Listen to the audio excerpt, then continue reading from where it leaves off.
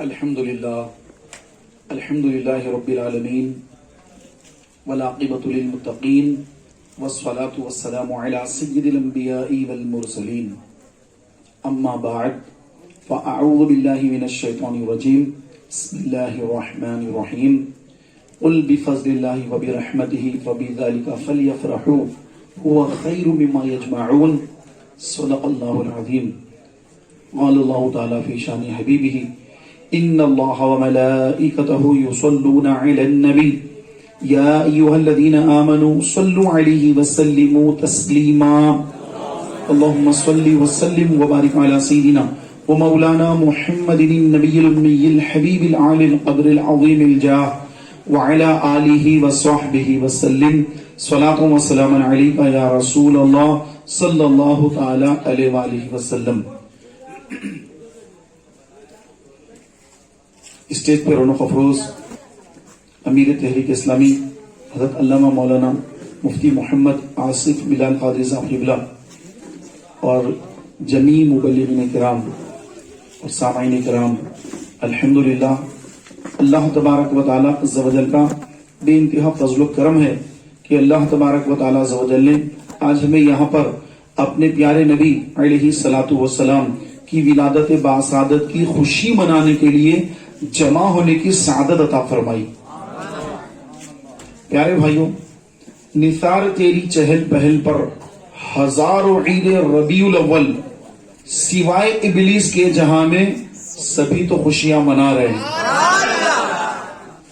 یہ جو آپ یہاں رونق دیکھ رہے ہیں، یہ جو بہاریں دیکھ رہے ہیں یہاں پر، اس کے پیچھے بڑی محنت ہے یہاں کے اسلامی بھائیوں کی، بالخصوص ہمارے مظہر بھائی اور ہمارے نعیم بھائی، ہمارے عامر بھائی اور ان کے دیگر رفقا، جنہوں نے پہلے تو بارش ایسی ہونے لگی نا آج کہ پتہ نہیں یہ پروگرام یہاں پر ہوگا یا پھر مسجد میں ہوگا، اس کی خبر نہ تھی، لیکن اللہ کا کرم ہو گیا کہ الحمدللہ عز و جل یہاں پر ماشاءاللہ جو آپ رونق دیکھ رہے ہیں، یہ سب اللہ تبارک و تعالیٰ عز و جل کے چنندہ بندے ہوتے ہیں کہ اللہ تعالیٰ جن کو چن لیتا ہے اپنے دین کے لیے تو ان سے کام لے لیتا ہے. پیارے بھائیوں، اللہ تبارک و تعالیٰ عز و جل کا ہم پر بڑا احسان ہے کہ اللہ تبارک و تعالیٰ نے ہمیں ان لوگوں میں رکھا کہ جو نبی کریم علیہ الصلوۃ والتسلیم سے بے انتہا محبت کرتے ہیں. اب دیکھیں رات کا کتنا وقت ہو گیا ہے، 2:30 بج رہے ہیں.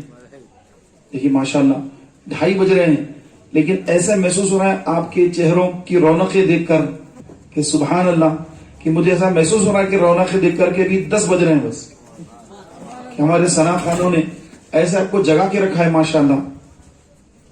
یہ عشق رسول جو ہے نا، یہ کنیکشن ہے. جب نعت شریف پڑھی جاتی ہے تو دل کے اندر جو عشق رسول ہے وہ جھومنے لگتا ہے، تو آدمی کی نیند جو ہے وہ غائب ہو جاتی ہے اور اس کا ایمان جو ہے وہ تازہ ہوتا رہتا ہے. سبحان اللہ. یہ اب سے نہیں ہے، یہ کب سے ہے؟ یہ حضور علیہ الصلوۃ والسلام کے مبارک دور میں جب سرکار علیہ الصلوۃ والسلام تشریف فرما ہوتے، حضرت حسان ابن ثابت رضی اللہ تعالی عنہ عرض کرتے کہ یا رسول اللہ، میں نعت شریف سنانے کی سعادت حاصل کرنا چاہتا ہوں. تو سرکار ان کے لیے ممبر بچھا دیتے، ممبر پر کھڑے ہونے کا حکم فرماتے کہ اے حسان ممبر پر کھڑے ہو جاؤ اور ہماری نعت شریف سناؤ. سبحان اللہ. تو حضرت حسان کیا پڑھتے؟ عربی میں پڑھتے. ہم یہاں اردو میں پڑھ رہے ہیں لیکن حضرت حسان عربی میں پڑھتے. وَأَحْسَنُ مِنْكَ لَمْ تَرْقَدُّ عَيْنِي وَأَجْمَلُ مِنْكَ لَمْ تَلِدِ النِّسَاءُ خُلِقْتَ مِنْ بَرٍّ مِنْ كُلِّ عَيْبٍ كَأَنَّكَ قَدْ خُلِقْتَ كَمَا تَشَاءُ. کہ یا رسول اللہ، کہ آپ کے جیسا خوبصورت کسی آنکھ نے دیکھا ہی نہیں. یا رسول اللہ، آپ کے جیسا خوبصورت جمیل خوبصورت کسی ماں نے جنا ہی نہیں. آپ ہر عیب سے پاک پیدا کیے گئے، بلکہ آپ ایسے پیدا کیے گئے جیسے آپ خود چاہتے تھے. تو یہ دیکھیں آپ پیارے بھائیوں کہ یہاں پر سرکار علیہ الصلوۃ والسلام تشریف فرما ہے، حضرت حسان حضور کی نعت شریف پڑھ رہے ہیں کہ یا رسول اللہ، آپ کے جیسا کسی ماں نے جنا ہی نہیں، آپ کے جیسا خوبصورت کسی آنکھ نے دیکھا ہی نہیں. تو سرکار یہ نہیں فرما رہے کہ نہیں میری تعریف مت کرو، ایسا سرکار نے نہیں فرمایا نہیں، بلکہ سرکار نے کیا فرمایا؟ ان کے لیے دعائیہ کلمات، ان کو دعا دی سرکار نے، کیا فرمایا؟ کہ اللہ روح القدس کے ذریعے تو حسان کی تائید اور حمایت فرما دے۔ روح الامین کون؟ جبریل امین، جبریل امین کے ذریعے تو حسان کی تائید فرما، اور یہ بھی فرمایا کہ اللہ حسان کے منہ کو سلامت رکھے۔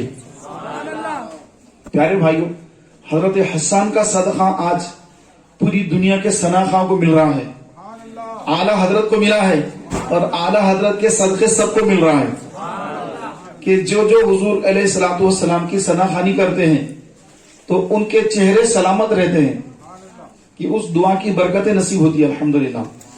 پیارے بھائیوں، یہ جو محفل دیکھ رہے ہیں آپ، یہ صرف آپ کو اہل سنت جماعت میں ملیں گی ایسی محفلیں۔ بدعقیدے جو ہوتے ہیں، جو کہاں لکھا ہے ایسا کرنا کہاں ہے، یوں کہاں ہے، یہاں نہیں جانا چاہیے، یہ نہیں کرنا چاہیے۔ آپ کو بھی کسی سے ایسا پالا پڑا ہوگا کبھی، تو کبھی ایسا ہوا ہے تو آپ اس کے سامنے جو ہے، آپ میرے امام احمد رضا فاضل بریلوی رضی اللہ تعالیٰ عنہ کا نام لے لیں، جیسے ان کا نام سنے گا وہ سمجھ جائے گا کہ یہ اس کے سامنے میرا کوئی تیر چلنے والا نہیں، اور یہ کبھی بھٹکنے والا نہیں، بلکہ اس کے پاس ایسا عشق رسول ہے کہ اس کی باتیں اگر میں سنوں گا تو میں بھی اسی کی طرح عاشق رسول اللہ بن جاؤں، کیونکہ اسے تو صحبت نوست ملی ہے بدعقیدوں کی، اور وہ بدعقیدوں کی صحبت نوست میں رہ کر اگر معاذ اللہ گستاخی کر دی ہے، اگر حضور کی شان میں گستاخی کر دی ہے، تو پھر اسے کبھی ہدایت نہیں ملتی۔ ختم اللہ علی قلوبہم، اللہ نے ان کے دلوں پر مہر کر دی ہے، کن کے؟ جن کے مقدر میں ایمان نہیں، ان کے دلوں پر مہر کر دی گئی ہے۔ پیارے بھائیوں، یہ کبھی بھی نہیں مانیں گے۔ ابو لہب جو تھا، اس کے بند مٹی میں کنکریاں تھی، ان کنکریوں نے نبی کا کلمہ پڑھا۔ جب بند مٹھی لے کر حضور کی خدمت میں حاضر ہوا اور عرض کرنے لگا کہ اے محمد بتائیے میرے ہاتھ میں کیا ہے، آپ علم غیب جانتے ہیں تو بتائیے میرے ہاتھ میں کیا ہے۔ تو آقا نے کیا فرمایا؟ سبحان اللہ، آقا نے فرمایا کہ اے ابو لہب، تیرے ہاتھ میں جو کنکریاں ہیں ان سے پوچھ کے میں کون ہوں؟ تو کنکریوں سے آواز آنے لگی، اشہد ان لا الہ الا اللہ واشہد ان محمدا عبدہ ورسولہ۔ تو کلمہ پڑھنے لگی کنکریاں، شہادت دینے لگی توحید کی، رسالت کی، حضور کا نام لینے لگی کنکریاں۔ کنکریوں میں تو روح جان نہیں ہوتی ہے، کنکری تو کنکری ہوتی ہے۔ پیارے بھائیوں، جب ابو جہل نے دیکھا کہ یہ جو ہے کنکریاں کلمہ پڑھ رہی ہیں، نبی کا نام لے رہی ہیں، تو غصے میں آ گیا اور کنکریاں اٹھا کر پھینک دیا، تو وہ کنکریاں حضور کے قدموں میں آ گئی۔ سبحان اللہ۔ پیارے محترم بھائیوں، لیکن وہ ابو جہل، ابو لہب، عتبہ، شیبہ، یہ جتنے بڑے بڑے کافر تھے، یہ حضور کے معجزات دیکھتے تھے۔ ارے حضور کا جو چہرہ ہی معجزہ ہے۔ حضرت عائشہ صدیقہ نے پوچھا کہ یا رسول اللہ صلی اللہ علیہ وسلم، کہ حضرت یوسف علیہ السلام کے حسن کے بڑے چرچے ہیں، لیکن سرکار آپ کے حسن کے بارے میں کیا؟ تو آقا علیہ السلام نے فرمایا کہ اللہ تبارک و تعالیٰ نے میرے چہرے پر 70 پردے ڈالے ہیں۔ سبحان اللہ۔ ایک جھلک دیکھنے کی تاب نہیں عالم کو، تو اگر جلوہ کرے کون تماشائی ہو۔ آقا فرماتے ہیں کہ میرے حسن کا آدھا حسن یوسف علیہ السلام کو عطا کیا گیا۔ پیارے بھائیوں، ابو جہل، ابو لہب، عتبہ، شیبہ، دیگر وغیرہ وغیرہ، یہ جتنے بڑے بڑے مشرک اور کافر تھے، ان لوگوں نے حضور کے چہرے کو بھی دیکھا، حضور کے معجزات کو دیکھے، بند مٹی میں کنکریوں کا کلمہ پڑھتے سنا، دیکھا، اس کے بعد بھی ان کے قسمت میں ایمان نہ تھا، اور اسی کے مصداق تھے ختم اللہ علی قلوبہم۔ جب ان کے اتنے بڑے بڑے معجزات دیکھ کر اسلام قبول نہیں کرے، حضور کے علم غیب کو نہیں تسلیم کرے، حضور کی نورانیت کو تسلیم نہیں کرے، تو آج اگر سنی علماء اگر آج ان کو بتائیں، ان سے مناظرے کریں، ان کو اس بات کی دلیل پیش کریں، تو یہ کیا خواہ قبول کریں گے؟ یہ کبھی بھی قبول نہیں کریں گے۔ یہ ان کے دلوں پر اللہ نے مہر کر دی ہے۔ جب جس کے دل پہ مہر لگ جاتی ہے تو پیارے بھائیوں وہ سب کچھ دیکھتا ہے، سب کچھ سنتا ہے، لیکن چونکہ دل پہ مہر ہے، دل پہ مہر لگ چکی ہے، اب اس کو ہدایت ملنے والی نہیں ہے، وہ بس ایسے زندگی گزارتا ہے. کیونکہ آقا علیہ الصلوۃ والسلام نے فرمایا کہ ایک دفتر سرکار نے لے کر آ کر فرمایا کہ میرے ہاتھ میں یہ دفتر ہے، اس میں جنتیوں کے نام ہیں، اور دنیا میں جتنے لوگ دنیا میں آئیں گے قیامت تک آتے رہیں گے، ان سارے لوگوں کے نام جو جنتی ہے، جن کو جنت میں جانا ہے، ان سب کے نام اس دفتر میں اللہ نے لکھ دیے ہیں. اب ان ناموں میں سے ایک نام میں بھی اضافہ نہیں ہوگا اور ایک نام بھی اس میں سے نکالا نہیں جائے گا. یعنی یوں سمجھے کہ لسٹ تیار ہو گئی ہے، ایک لسٹ بن گئی ہے، وہ لسٹ میں جن جن کے نام آ چکے ہیں ان کی انٹری لازمی جنت میں ہونے والی ہے. پھر آقا علیہ السلام نے ایک دفتر بتایا کہ یہ ایک دفتر ہے، رجسٹر ہے، اس رجسٹر میں جہنمیوں کے نام لکھے ہیں. اب جن جن کے نام اس دفتر میں لکھے ہیں ان میں سے کوئی ایک نام بھی نہیں نکالا جائے گا اور ایک نیا نام اس میں شامل نہیں کیا جائے گا. یہ جتنے نام آ چکے ہیں یہ سارے کے سارے جہنم میں جا کے رہیں گے. صحابہ نے عرض کی آقا اگر یہ بات ہے اب ہمیں کیا معلوم کہ ہمارا نام جنتی دفتر میں یا جہنمی دفتر میں؟ اگر ہم نمازیں پڑھتے رہیں، روزے رکھتے رہیں، دیگر نیک کام کرتے رہیں اور اگر ہمارا نام اگر جہنمی کے دفتر میں اگر لکھا ہو تو یہ ہماری ساری عبادتیں بیکار ہو جائیں گی.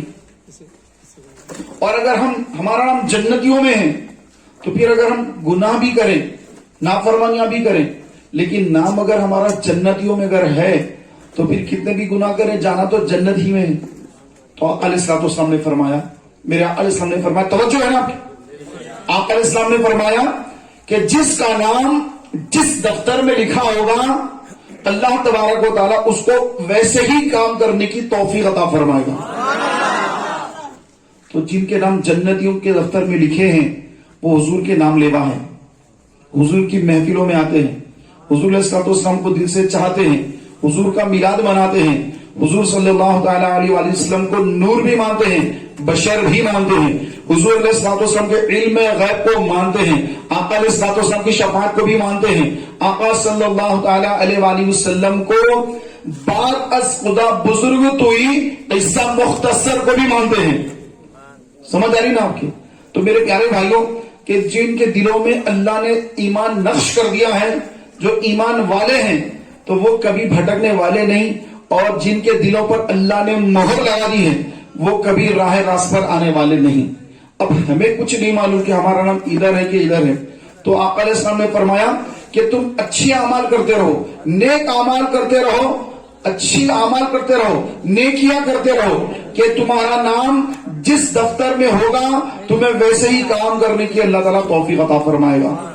تو دیکھیں آپ کے جو گناہ کے راستے پہ جا رہا ہے، جو گناہ گاروں کے راستے پہ جا رہا ہے، جو قتل و غارت گیری کے بازار کو گرم کر رہا ہے، فلمیں ڈرامے دیکھ کر تباہیاں مچا رہا ہے، نعوذ باللہ قتل و غارت گیری کے ساتھ ساتھ چوریاں، ڈکیتیاں، ماں باپ کی نافرمانیاں، حرام روزیاں، یہ جتنے حرام کام ہیں، حرام کاموں کی طرف جا رہا ہے، پیارے بھائیوں یہ تو جہنم میں جائے گا اگر توبہ نہ کرے. لیکن ایک مدت کے لیے جائے گا، پلٹ کے آئے گا، پلٹ کے آئے گا اگر خاتمہ ایمان پر ہوا ہو. لیکن اس سے بڑا جرم کیا ہے؟ سب سے بڑا جرم کیا ہے؟ ایک ہے کفر، یہ تو بہت بڑا جرم ہے کہ اللہ کے ساتھ کفر کرنا، اور اس سے بھی بڑا جرم ایک ہے کہ وہ حضور علیہ الصلوۃ والسلام کی شان میں گستاخی کرنا، حضور علیہ الصلوۃ والسلام کی شان میں بے ادبی کرنا، مرتد ہو جانا، یہ اس سے بھی بڑا جرم ہے، اس سے بھی بڑا گناہ ہے.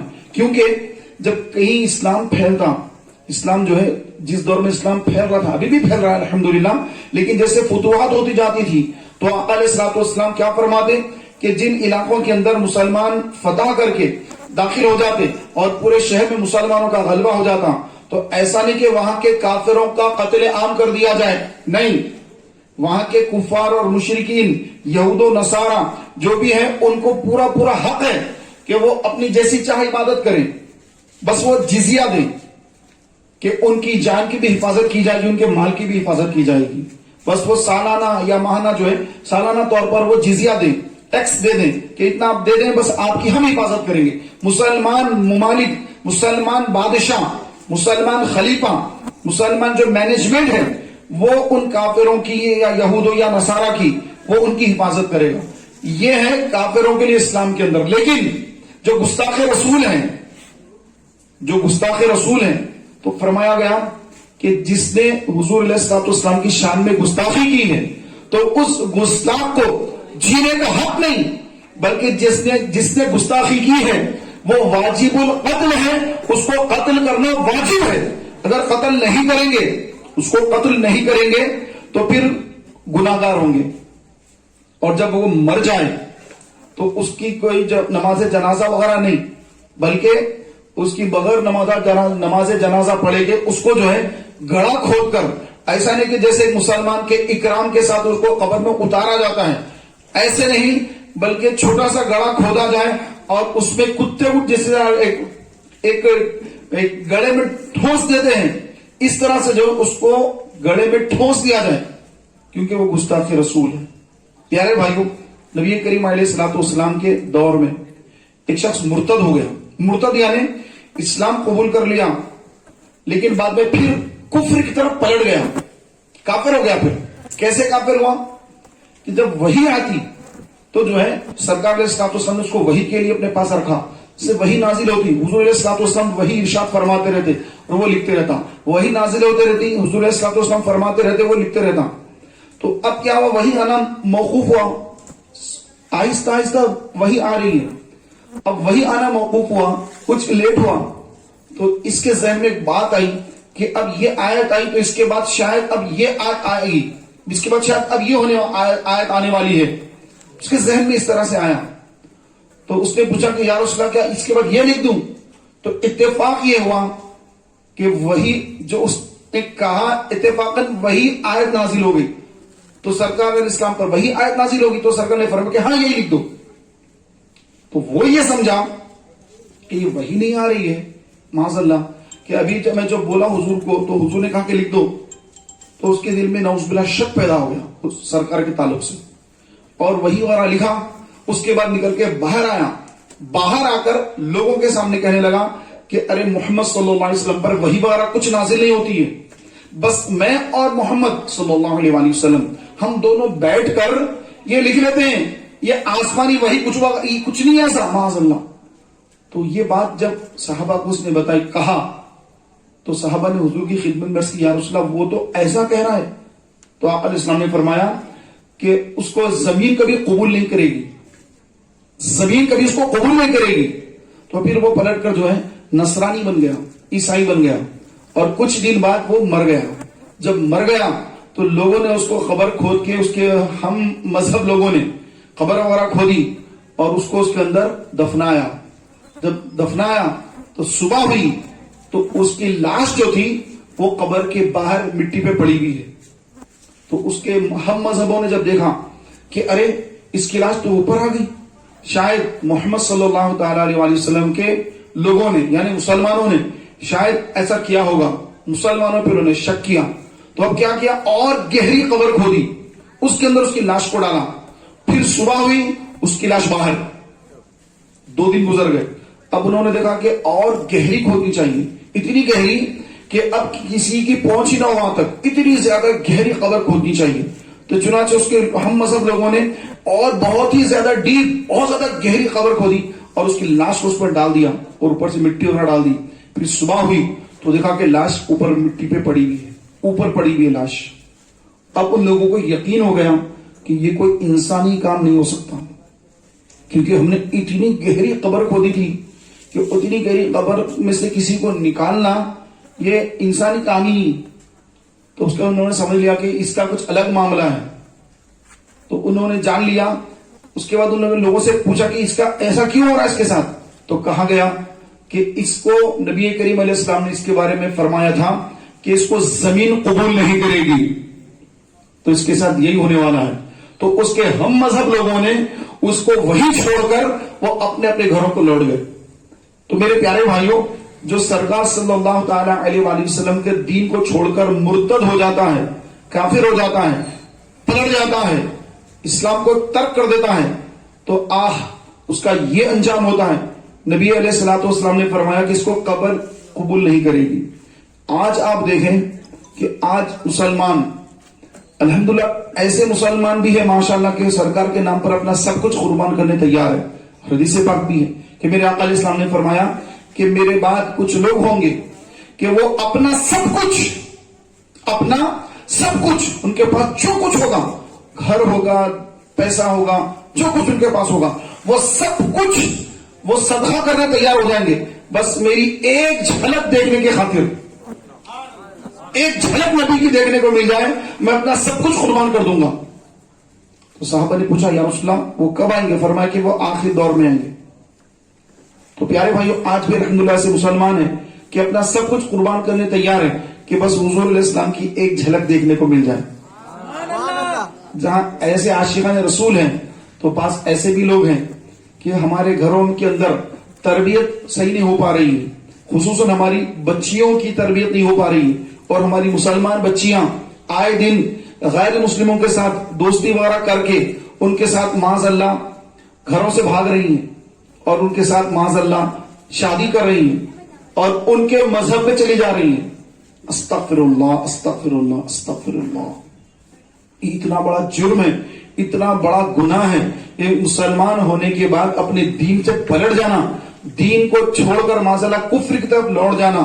استغفر اللہ معاذ اللہ. پیارے بھائیوں موت کا جب ایک جھٹکا آتا ہے، کیونکہ موت تو ہر ایک کو آئے گی، کافر کو آئے گی، مسلمان کو آئے گی، یہودی کو آئے گی، ہر ایک کو موت آئے گی. تو جب کافر کو موت آتی ہے تو ملک الموت علیہ السلام جب اس کے پاس تشریف لاتے ہیں کہ خدا کے دشمن کے پاس اب آ رہے ہیں تو خدا کا جلال لے کر آ رہے ہیں. چہرے پہ وہ جلال ہے کہ آج تک کبھی کسی کافر نے وہ جلال والا چہرہ نہیں دیکھا، وہ ڈراؤنی چہرہ نہیں دیکھا، وہ حیرتناک چہرہ نہیں دیکھا. پیارے بھائیوں اپنے جلال کے ساتھ خوفناک ڈراؤنی چہرہ لے کر کافرہ یا کافر کی روح قبض کرنے تشریف لاتے ہیں تو ان کا چہرہ دیکھنا اتنا خوفناک چہرہ کہ آج تک کسی کافر نے ویسا چہرہ دیکھا ہی نہیں. تو وہ چہرہ جب وہ دیکھے گا تو وہ حضرت ابراہیم علیہ السلام جو ہے نا ان کی دوستی تھی حضرت ملک الموت علیہ السلام کے ساتھ. تو ملک الموت علیہ السلام سے حضرت ابراہیم علیہ السلام نے فرمایا کہ اے ملک الموت آپ جب روح قبض کرتے ہیں تو کیسے چہرے میں جاتے ہیں؟ تو کہا کہ میرے الگ الگ چہرے ہیں. ایک چہرہ نورانی ہے کہ مسلمانوں کی روح قبض کرنے جاتا ہوں، بڑا نورانی چہرہ ہے، نیک مسلمانوں کی روح قبض کرتا ہوں. ایک چہرہ تھوڑا ڈراؤنی سا ہے، وہ گناہگاروں کی روح قبض کرتا ہوں. اور ایک چہرہ بڑا ہی ڈراؤنی ہے، خطرناک ہے، اور وہ چہرے سے کافروں کی روح قبض کرنے جاتا ہوں. تو آپ نے فرمایا اچھا تو جو کافروں کی روح قبض کرتے ہو تو وہ چہرہ مجھے بتاؤ. تو آپ نے فرمایا کہ آپ اس کو دیکھ نہیں پائیں گے، آپ وہ چہرہ دیکھ نہیں پائیں گے کہ بڑا ڈراؤنی ہوتا ہے. تو کہا کہ میں دیکھ لوں گا، آپ وہ چہرہ مجھے بتائیے. تو حضرت ملک الموت نے کہا، اسرائیل علیہ السلام نے کہا کہ ٹھیک ہے آپ اپنی آنکھیں بند کر لیں، جب میں کہوں اپنی آنکھیں کھول دینا، میں اس شکل میں آ جاؤں گا جس شکل میں کافروں کی روح قبض کرتا ہوں. تو ابراہیم علیہ السلام نے اپنی آنکھیں بند کی. تو پھر حضرت ملک الموت علیہ السلام اس ڈراؤنی چہرے میں تشریف لا چکے جس ڈراؤنی چہرے میں آپ کافروں کی روح قبض فرماتے ہیں. پیارے بھائیوں اب ملک الموت علیہ السلام نے فرمایا کہ اے ابراہیم علیہ السلام اب آپ اپنی آنکھیں کھول دیجئے کہ میں اس چہرے پہ متشکل ہو چکا ہوں جس چہرے میں کافروں کی روح قبض کرتا ہوں. تو ملک الموت علیہ السلام کے اس چہرے کو دیکھنے کے لیے ابراہیم علیہ السلام نے اپنی آنکھیں کھولی. جیسے آنکھیں کھولی تو ملک الموت علیہ السلام کا وہ ڈراؤنی چہرہ جیسے آپ نے دیکھا، ابراہیم علیہ السلام نے جیسے دیکھا تو دیکھنے کے ساتھ ہی آپ اس کی تاب نہ لا سکے اور بے ہوش ہو کر زمین پہ تشریف لے آئے. بہت دیر کے بعد ہوش آئے تو فرمایا کہ اے ملک الموت علیہ السلام کیا تیرا چہرہ تو اتنا ڈراؤنی ہے کہ جہنم کے عذابات تو اپنی جگہ، لیکن یہ بھی کوئی کم عذاب نہیں، یہ بہت بڑا عذاب ہے، تیرا چہرہ دیکھنا بہت بڑا عذاب ہے. تو میرے پیارے بھائیوں یہ جو روح قبض کرنے کا جو سب سے پہلا کام، یہ دنیا سے وہ دنیا میں منتقل ہو رہے ہیں، انتقال ہو رہا ہے. عالم دنیا سے عالم برزخ میں منتقلی کا وقت آیا، یہاں سے وہاں جانا ہے۔ اب جو جانے کا جو پیریڈ ہے، جو جانے کا جو اسٹارٹنگ وقت جو ہے، اسٹارٹنگ جو وقت ہے وہ اتنا خطرناک، اتنا ڈراؤنی ہے کافروں کے لیے کہ ملک الموت علیہ السلام اپنا خطرناک چہرہ لے کر آ رہے ہیں، اور وہ چہرہ دیکھنے کی ابراہیم علیہ السلام نے تاب علی بے ہوش ہو کے زمین پہ تشریف لا رہے ہیں۔ تو وہاں پہ جو اسٹارٹنگ ہوئی ہے، جو اسٹارٹنگ ہو رہی ہے، اب اس کی اینڈنگ نہیں ہے، اسٹارٹنگ ہے، اینڈنگ نہیں ہے۔ جیسے روح قبض ہوئی تو ایسا نہیں کہ ان کو جو ہے جنت کے باغوں میں سیر کرایا جائے گا، نہیں، وہاں سے نکالنے کے بعد اس کی روح کو اس کو ڈامبر کے جو چیز ہوتی ہے اس میں ڈامبر میں اس کو لپیٹ کر اس کی روح کو، جسے چارکول ہوتا ہے، ڈامبر ہوتا ہے، اس کے ٹاٹ ہوتے ہیں، تو وہ ٹاٹوں میں اس کی بدبودار روح کو لپیٹ کر فرشتے جب پہلے آسمان کی طرف لے جاتے ہیں، اور جب دستک دیتے کہ دروازہ کھولا جائے تو پہلے آسمان کے جو فرشتے ہیں وہ کہتے ہیں کہ کون ہیں اور کس کو لے کر آئے ہیں؟ تو کہا جاتا ہے، فرشتے کہتے ہیں کہ ہم فرشتے ہیں اور ایک کافر کی روح کو لے کر آئے ہیں۔ تو پہلے آسمان کے فرشتے جواب دیتے ہیں کہ اللہ کے دشمن کی روح لائے ہو، دروازہ نہیں کھولا جائے گا، واپس لوٹا دیا جائے، ہم دروازہ نہیں کھولیں گے۔ تو ان کے لیے دروازہ نہیں کھولا جاتا، تو پھر حکومت اللہ کی طرف سے اس کو لے جا کر تحت سرا میں، جو ساتوں زمینوں کے نیچے تحت سرا ہے، وہاں پر مقام سجین ہے۔ سجین یعنی جیل کو کہتے ہیں، سجن جیل۔ تو سجین میں سب سے نیچے، ساتوں زمینوں کے نیچے اس کی روح کو قید میں بند کر دیا جائے، تو پھر وہاں سے وہ فرشتے جو ہیں سیدھے اس کی روح کو لے جا کر ساتوں زمینوں کے نیچے سجین میں اس کی روح کو جیل میں بند کر دیتے ہیں، قید کر دیتے ہیں، اور یہاں اس کا جسم جلتا ہے اور اس کی روح جو ہے وہ ساتوں زمینوں کے نیچے قید کر دی جاتی ہے، مقید ہو جاتی ہے۔ اب وہ کب تک مقید ہے؟ صبح قیامت تک، قیامت کا دن قائم ہوگا، سور ڈھکا جائے گا، اب ان کو پوروں کو جیلوں سے نکالا جائے گا، نکلیں گے جیلوں سے پورے، اور نکلنے کے بعد اب ان کے چہرے کیسے ہوں گے؟ ان کے چہرے سیاہ کالے چہرے، نیلی آنکھیں، اور ان کے ہونٹ، یہ جو ناف ہوتی ہے، نیچے کا ہونٹ ناف تک، اوپر کا ہونٹ چڑھ کے پیشانی تک، اور اتنے بڑے بڑے بنا دیا جائے گا ان کو کہ مکہ مکرمہ اور مدینہ منورہ کے درمیان جتنا فاصلہ ہوتا ہے، تقریباً 425 کلومیٹر کا فاصلہ مکہ اور مدینہ کے درمیان، اتنی بڑی جگہ ان کی بیٹھنے کی جگہ ہوتی ہے۔ اب میں بیٹھا ہوں، آپ بیٹھے کرسیوں پر، 2 فٹ کی کرسیاں ہیں، اتنے میں ہم بیٹھ گئے، لیکن جو کافر ہوگا، جو جہنم میں جلنے والا ہوگا، اس کا جسم اتنا بڑا کر دیا جائے گا تاکہ اس کو زیادہ سے زیادہ تکلیف ہو، زیادہ سے زیادہ اس کو عذاب ہو۔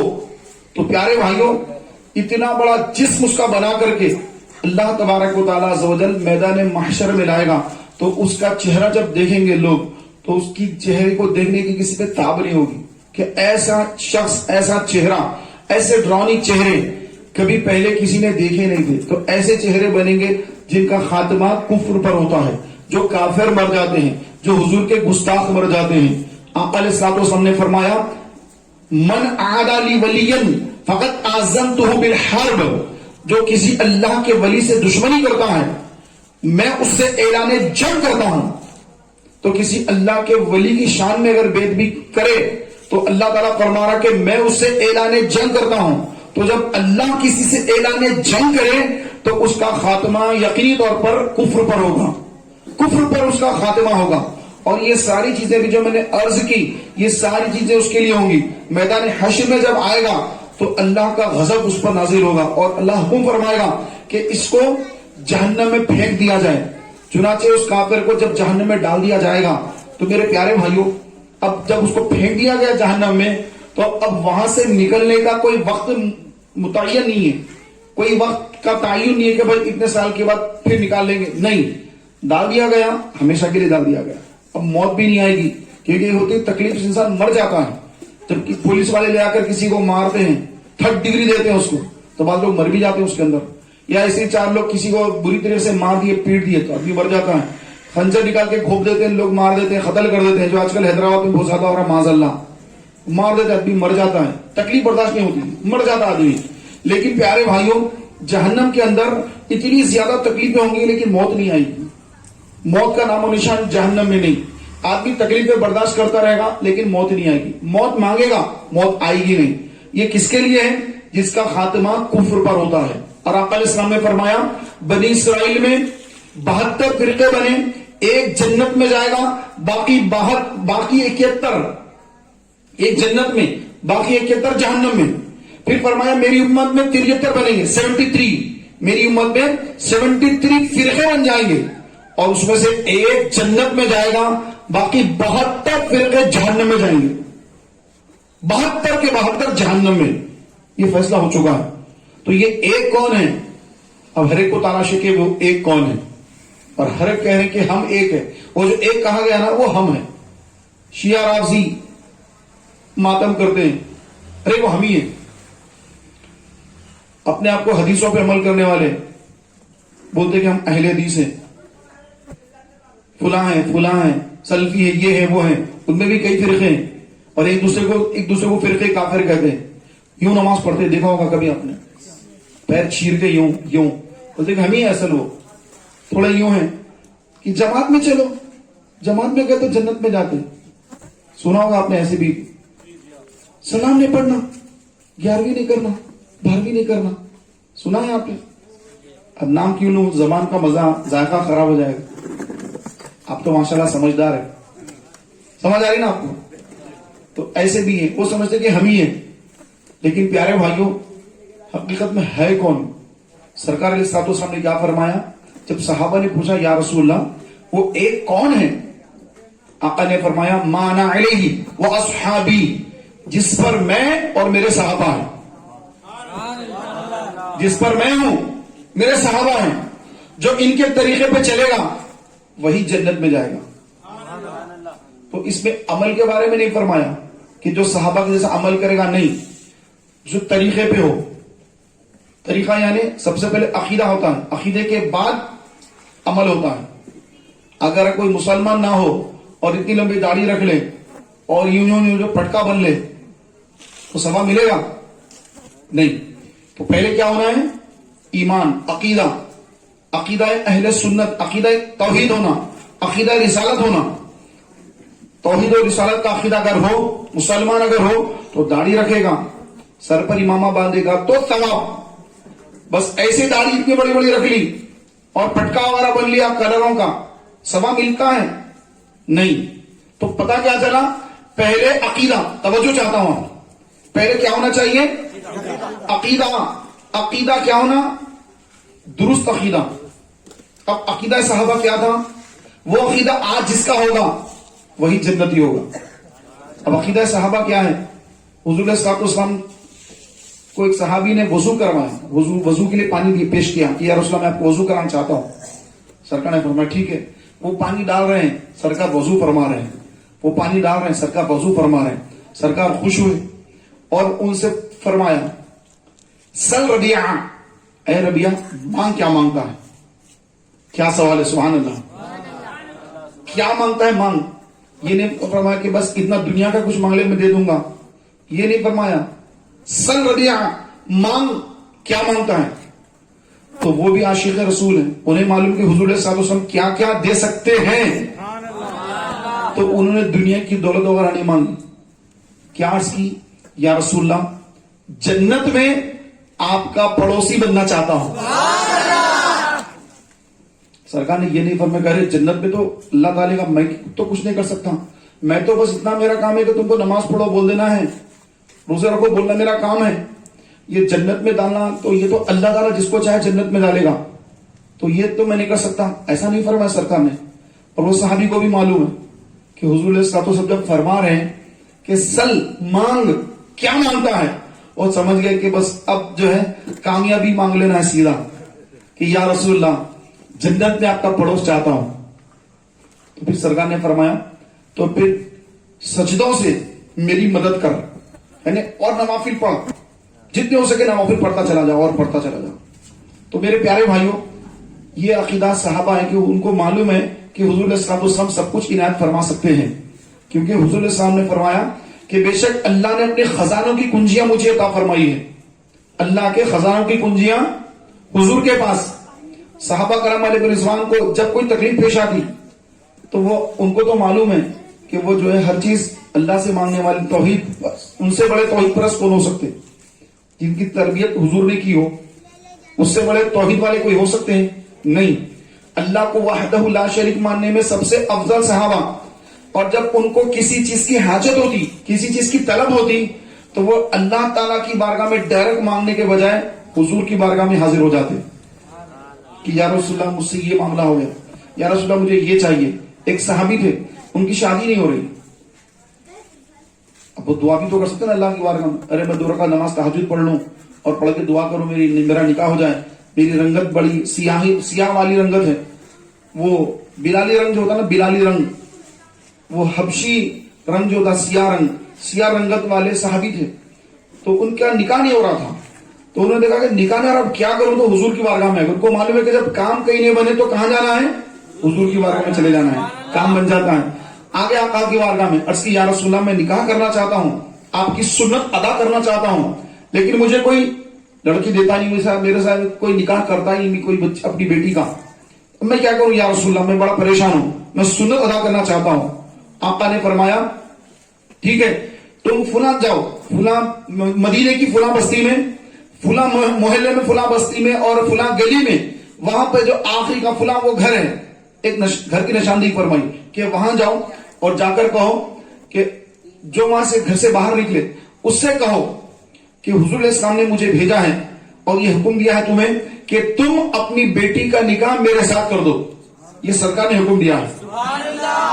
तो वो चले गए सीधे, जाके जो रास्ता सरकार ने बताया पहुंचे, घर पे दस्तक दी, वो शख्स बाहर आए तो उनसे कहा कि मुझे रसूलुल्लाह ने भेजा है और फरमाया है कि तुम अपनी बेटी का निकाह मेरे साथ कर दो।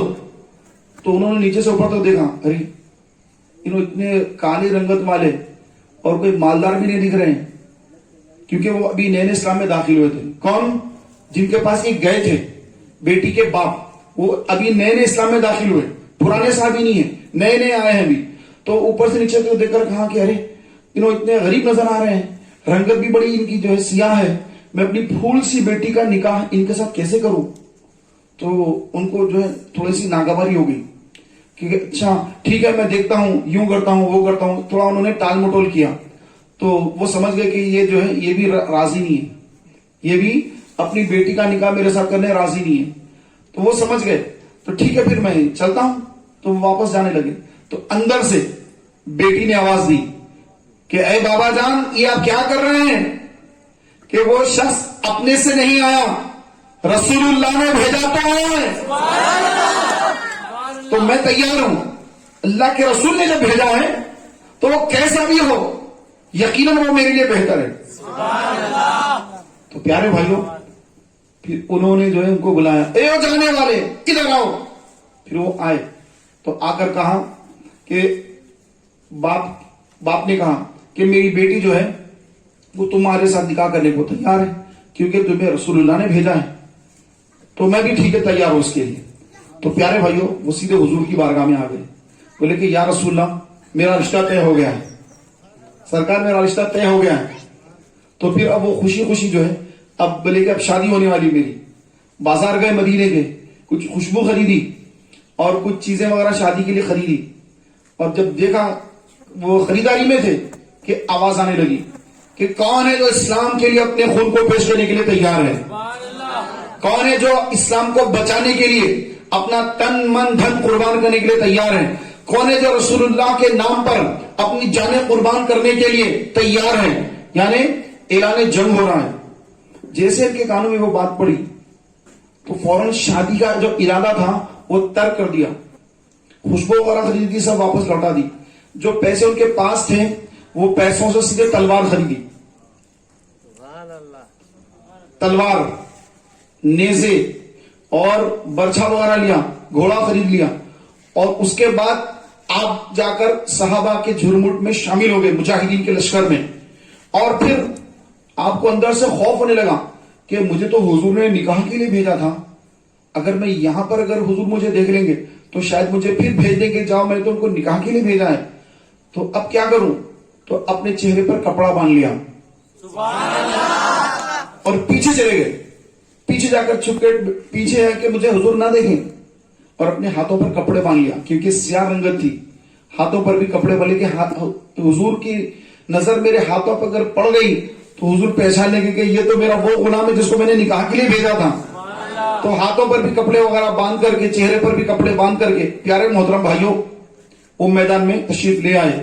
اور جب جنگ شروع ہوئی تو سبحان اللہ ایسے جوان مردی کے جوہر دکھائے, ایسے لشکر کے اندر کفار کے لشکر میں گھس کر کافروں کو وسط جہنم کیا, بے شمار کافروں کو وسط جہنم کر کے بالآخر جام شہادت نوش کر لیا, شہید ہو گئے اللہ کی راہ میں. شہادت کے بعد جب سارے لوگوں کو جمع کیا گیا, لاشوں کو جمع کیا گیا کہ اب نماز جنازہ پڑھنی ہے, تو ان کی لاش بھی آئی. تو سرکار نے جب دیکھا کہ ارے یہ تو وہ میرا غلام ہے جس کو میں نے نکاح کے لیے بھیجا تھا, ہاتھوں پر جو پٹیاں وغیرہ بنی ہوئی ہے اور چہرہ بھی جو ہے وہ کچھ نظر آ رہا ہے, تو سرکار نے فرمایا کہ اس کے چہرے کو کھولو, پورا ہاتھوں کو کھولو. اس کے بعد سرکار نے جب دیکھا تو سرکار کی آنکھوں میں آنسو آ گئے کہ اس کی تو بڑی دیرانہ خواہش تھی کہ اس کا نکاح ہو جائے, لیکن جب جنگ کا اعلان ہوا تو اس نے نکاح کا ارادہ ترک کر دیا اور یہ اللہ کی راہ میں جام شہادت نوش کر لیا. تو اللہ نے یہ دنیاوی بیوی سے بہتر جنت کی حور اس کو عطا فرما دی. پیارے بھائیوں, پھر سرکار نے فرمایا کہ نکاح تو ہم نے کر دیا تھا اس کا, اب اس کی وراثت کا جو مال ہے, یعنی اس کا جو گھوڑا ہے, تلوار وغیرہ, نیزے وغیرہ ہے, یہ سب کے سب اس کی اہلیہ کے پاس بھیج دیے جائیں.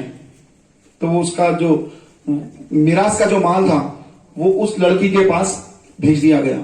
آج ہمارے نوجوانوں کی بھی شادیاں ہوتی ہیں, شادی ہونے کے بعد اس کی نمازیں غائب ہو جاتی, تو نماز کوئی نہیں آتا.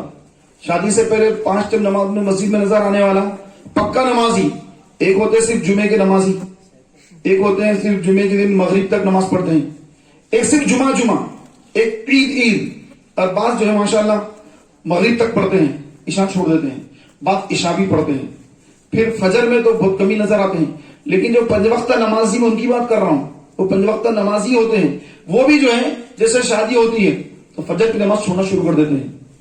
وہ صحابی کیسے تھے کہ انہوں نے تو اتنی تکلیفوں کے بعد جب نکاح طے ہوا تو اس نکاح کی ان کے پاس جو ہے اب قدر کم ہو گئی کہ رسول اللہ صلی اللہ تعالی علیہ وآلہ وسلم کی طرف سے منادی ندا کر رہا ہے کہ کون ہے کہ رسول اللہ کے نام پر جان قربان کرنے کو تیار ہے.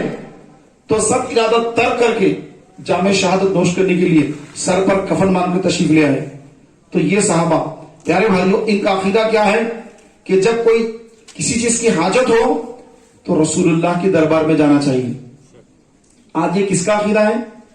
ہم سنیوں کا عقیدہ ہے. یا رسول اللہ انظر حالنا, یا حبیب اللہ اسمع قالنا, اننی فی بحر ہم مغرق خذ یدی سہل لنا اشکالنا.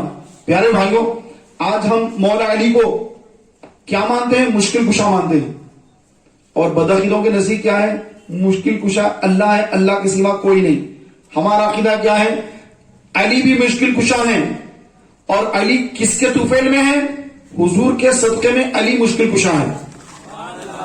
تو علی بھی مشکل کشا ہیں تو رسول اللہ بھی مشکل کشا ہے. پیارے بھائیوں, حضرت سیدنا ابوبکر صدیق رضی اللہ تعالی عنہ, توجہ ہے نا آپ کی, بعض بھائیوں کو جمائی آ رہی ہے. یہ جمائی جو آتی ہے نا, اصل میں یہ جمائی یہ غفلت کی طرف لے جاتی ہے. تو میں آپ کا زیادہ وقت نہیں لوں گا کیونکہ آپ کو جو ہے بستر کی یاد آ رہی ہے, آپ کو سونے کی جو ہے یاد آ رہی ہے, یار کب تک چلے گا, آپ تو کہیں گے تو مروت کے خلاف ہے. تو بعض اس میں بیٹھے ہیں اور بعض بھائی جو جذبے میں بیٹھے ہیں. تو انشاءاللہ میں مختصر وقت میں جو ہے اپنی بات کو ختم کرنا چاہتا ہوں, تو آپ توجہ فرمائیں. چند باتیں عرض کر کے اپنی گفتگو کو سمیٹ رہا ہوں. تھوڑا سا درود شریف پڑھتے ہوئے آگے تشریف لا لیجیے. جو بھائی پیچھے ہیں ان سے گزارش ہے, پلٹ کے پیچھے نہ چلے جائیں, آگے آ جائیں. بعض لوگ اٹھنے کے بعد چلے جاتے ہیں پلٹ کے, ارے اٹھی گئے نا چلو چلے جائیں گے, شیطان اٹھاتا ہے, شیطان اٹھ گیا اب چل پلٹ جا. یہ باتیں جو ہو رہی ہے یہ سننا نہیں ہے.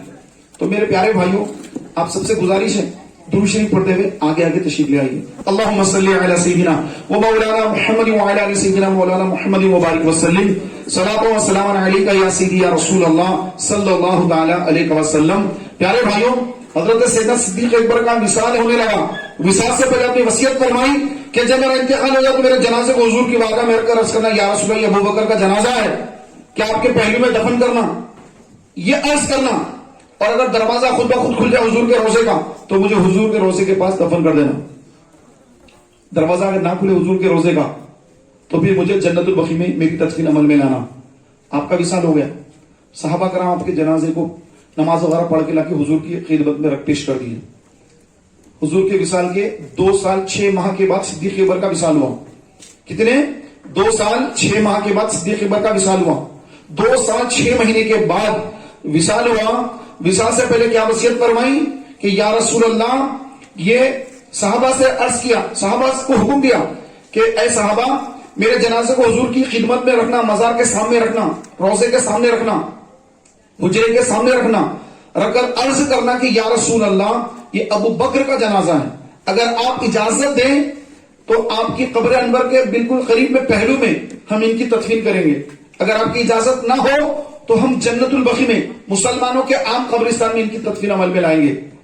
پھر فرمایا کہ دیکھنا کہ دروازہ خود بخود کھل جائے تو پھر مجھے حضور کے روضے کے پاس دفنانا, دروازہ نہ کھلے تو مجھے بقیع میں دفنا دینا. تو پیارے بھائیوں, حضرت ابو بکر صدیق کا وصال ہو رہا ہے, فاروق اعظم موجود, حضرت عثمان موجود, مولا علی موجود, اکابر صحابہ موجود. کسی نے بھی یہ نہیں کہا کہ اے ابو بکر حضور تو وصال فرما گئے, 2 سال 6 مہینے ہو گئے, حضور آپ کی بات سنیں گے کیسے, ان کا تو وصال ہو گیا. ایسا کسی نے کہا؟ کسی نے نہیں کہا, کیونکہ سب کو معلوم کہ حضور علیہ الصلوۃ والسلام اپنی قبر انور میں آرام فرما ہے, استراحت فرما ہے, اور جو حضور کے غلام, حضور کے امتی جو عرض کریں گے حضور سنتے بھی ہیں, اس کا جواب بھی عنایت فرماتے ہیں. یہ کیا ہے؟ عقیدہ ہے صحابہ. کیا عقیدہ صحابہ ہے؟ حضور اپنی قبر انور میں آرام فرما, استراحت فرما ہے, بلکہ قبر کا وہ حصہ جہاں سرکار آرام فرما ہے وہ عرش اعلیٰ سے بھی افضل ہے. وہ عرش اعلیٰ سے بھی افضل ہے, جہاں پہ سرکار علیہ الصلوۃ والسلام کا جسم معطر رکھا ہے, وہ حصہ زمین کا, مدینے کا وہ حصہ عرش سے افضل. پیارے بھائیوں, اب وصال ہو گیا, جنازہ مبارکہ لایا گیا. صحابہ نے عرض کی یا رسول اللہ, یا رسول اللہ صلی اللہ تعالی علیہ وسلم یہ ابو بکر کا جنازہ ہے, اگر اجازت ہے آپ کی یا رسول اللہ تو ان کی تدفین آپ کے قریب میں, قبر انور کے قریب میں کریں گے. جیسے عرض ہی رکھی حضور کی بارگاہ میں تو سبحان اللہ کہ حضور علیہ الصلوۃ والسلام کے روضے انور کے دونوں دروازے کھل گئے. دونوں دروازے سرکار نے کھلنے کا حکم دے دیا, خود بخود کھل گئے, خود بخود دروازے کھل گئے. تو صحابہ میں خوشی کی لہر دوڑ گئی, اور تمام صحابہ کرام علیہ رضوان نے صدیق اکبر کے جنازے مبارکہ کو, لاش مبارکہ کو سرکار دو عالم صلی اللہ تعالی علیہ وآلہ وسلم کا جو سینے مبارکہ ہے وہاں پر آپ کا سر مبارک اس طرح سے, جیسے اب یہ قبر انور ہے تو حضور علیہ الصلوۃ والسلام کا سینے مبارکہ اگر یہاں ہو تو ان کا سر یہاں ہو, اس طرح ترتیب سے جو ہے ان کی تدفین عمل میں لائی. اور پھر پیارے بھائیوں 10 سال گزر گئے, فاروق اعظم کا شہادت کا وقت آیا تو ابو لولو فیروز نامی ظالم نے آپ کو چھرا کھود کے شہید کرنا چاہا.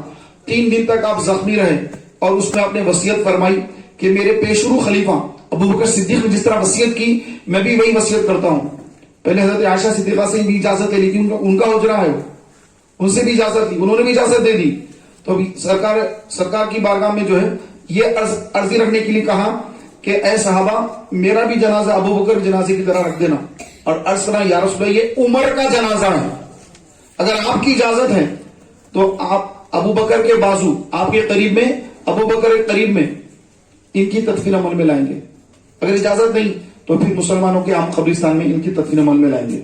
تو حضور کی بارگاہ میں صحابہ نے عرض کی, جیسے حضور کی بارگاہ میں عرض کیا پیارے بھائیوں صدیق اکبر کے لیے دونوں دروازے کھول دیے گئے تھے, خود بخود حضور کے حکم سے کھل گئے تھے. اور جیسے فاروق اعظم کی باری آئی تو پیارے بھائیوں جیسے صحابہ نے عرض کیا تو دونوں دروازے نہیں, ایک دروازہ خود بخود کھل گیا. تو صحابہ کرام علیہ رضوان نے حضرت عمر فاروق اعظم کو بھی حضور کے روضے کے پاس صدیق اکبر کے بالکل بازو میں, جہاں صدیق اکبر کا سینہ ہے وہاں پہ حضرت عمر کا سر ہو, ایسی ترتیب میں یوں اس طرح ترتیب میں حضرت عمر فاروق اعظم کی تدفین عمل میں لائی. پیارے بھائیوں یہ دو دروازے کھل جانا اور ایک دروازہ کھلنا، اس کے بارے میں آپ کو شاید پتہ ہی ہوگا کہ جب جنگ تبوک کا موقع ہوا تو صدیق اکبر نے اپنا سارا مال لے کر حضور کی خدمت میں پیش کیا اور ایک ٹاٹ جو ہے وہ باندھ لیا اور کانٹے لگا لیے، اپنے کپڑے بھی ڈال دیے اسلام کے لیے، شاید کسی مجاہد کے کام آ جائے۔ تو فاروق اعظم اور حضرت ابو بکر میں ہمیشہ جو ہے کمپٹیشن رہتا کہ کون آگے بڑھے گا، کون آگے بڑھے گا، کون آگے بڑھے گا۔ تو اس وقت فاروق اعظم کے پاس بہت سارا مال آیا ہوا تھا، تو فاروق اعظم نے دیکھا کہ آج تو میرے پاس اتنا مال ہے کہ اتنا مال اللہ کے راہ میں آج دوں گا کہ ابو بکر جو ہمیشہ میرے سے آگے چلے جاتے ہیں آج میں ان سے آگے نکل جاؤں گا، بہت سارا مال لے کر آؤں گا۔ گھر آئے اور آ کر اپنے گھر کا سارا مال جمع کیا، آدھا مال لے کر حضور کی خدمت میں آ گئے۔ سرکار نے فرمایا اے عمر کیا لائے؟ عرض کی یا رسول اللہ اپنے سارے مال میں سے آدھا مال گھر والوں کے لیے چھوڑا، آدھا مال لے کر آپ کی بارگاہ میں آ گیا۔ اب خوش ہو گئے کہ بولے اب جو ہے اتنا مال آیا ہوں حضور کی بارگاہ میں کہ ابو بکر سے آگے نکل گیا آج تو میں۔ تو پیارے بھائیوں اب یار غار کی آمد ہے حضور کی خدمت میں، یار غار حاضر ہوئے، دیکھا تو کیا کس شان سے آ رہے ہیں کہ ٹاٹ کا کپڑا جو ہے، ٹاٹ کا جو کپڑا ہوتا ہے، ٹاٹ جو ہوتا ہے اس کو جو ہے لپیٹ لیا جسم پر، کانٹے لگا لیے اور مال لا کے پیش کیا۔ سرکار نے فرمایا کہ اے ابو بکر کیا لے کر آئے؟ عرض کی یا رسول اللہ اور رسول کو گھر میں چھوڑ کر گھر کا سارا مال لے کر آ گیا، سارا مال لے کر آ گئے۔ تو سارا مال لے کر آ گئے تو سرکار نے دونوں دروازے کھول دیے، آدھا مال لے کر آئے، آدھا دروازہ کھل گیا۔ پیارے محترم بھائیوں صدیق اکبر کی شان کیا شان ہے، سبحان اللہ۔ مولا علی سے افضل، حضرت عثمان سے افضل، حضرت عمر سے افضل، ساری امت کی نیکیاں اور ساری امت کا ایمان ایک طرف اور ابو بکر کا ایمان ایک طرف، ساری امت کے ایمان پر بھاری ابو بکر کا ایمان۔ یہ کس وجہ سے ہے؟ عشق رسول کی وجہ سے، حضور سے جو ان کو محبت تھی، عشق رسول کا وہ انعام ہے۔ تو یہ جو عقیدہ ہے صحابہ ہے کہ عقیدہ صحابہ یہی ہے کہ حضور علیہ السلام اپنی قبر انور میں آرام فرما ہے اور ہم جو کچھ عرض کرتے ہیں حضور سنتے ہیں۔ اور بدعقیدے جو نان فاتحہ ہیں، جو نان 11ویں نان 12ویں ہیں، ان کے عقیدے کیا ہیں؟ ان کے جو اکابر لوگوں نے کیا لکھا کہ معاذ اللہ حضور مر کر مٹی میں مل گئے، معاذ اللہ حضور مر کر مٹی میں مل گئے، استغفر اللہ ثم معاذ اللہ۔ جبکہ ہم مسلمانوں کا عقیدہ اور ایمان ہے جو سرکار نے فرمایا کہ اللہ تبارک و تعالیٰ عز و جل نے انبیاء علیہ السلام کے اجسام کو زمین پر حرام کر دیا ہے، اللہ کے نبی اپنی قبروں میں زندہ ہیں اور انہیں رزق دیا جاتا ہے۔ تو جو اللہ کے نبی زندہ ہے قبروں میں تو پھر امام الانبیاء کی کیا شان ہے، سبحان اللہ۔ میرے امام فرماتے ہیں تو زندہ ہے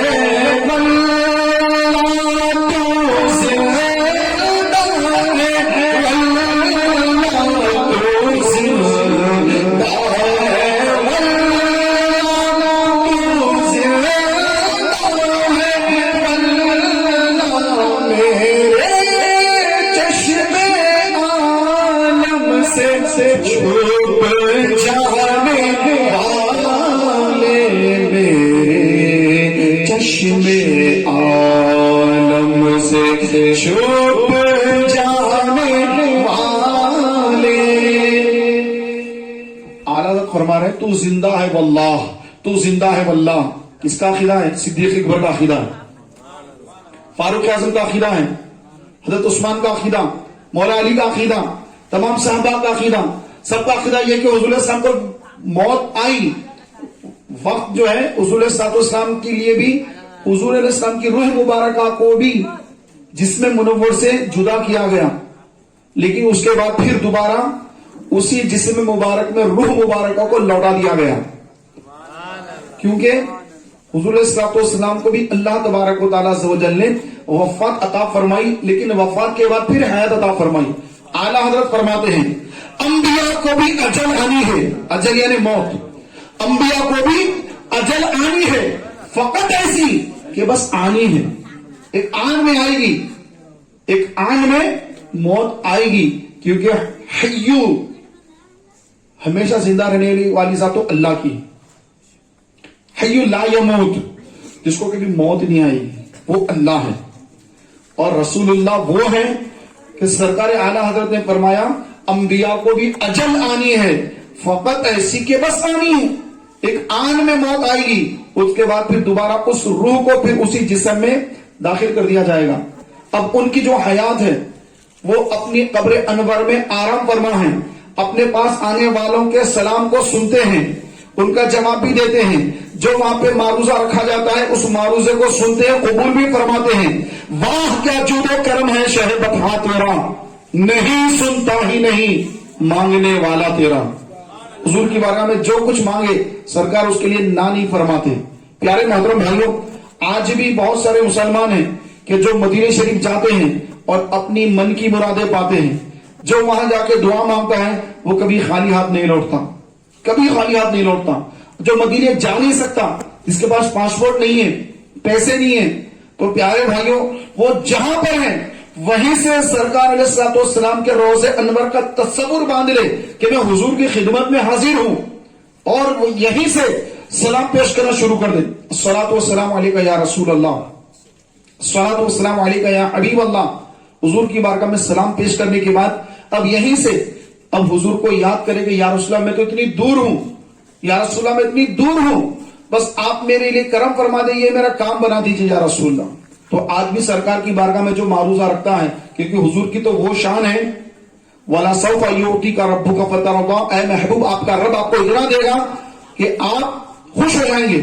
وَأَمَّا السَّائِلَ فَلَا تَنْهَرْ، کہ محبوب مانگتے کو مت جھڑکنا، عطا فرما دینا۔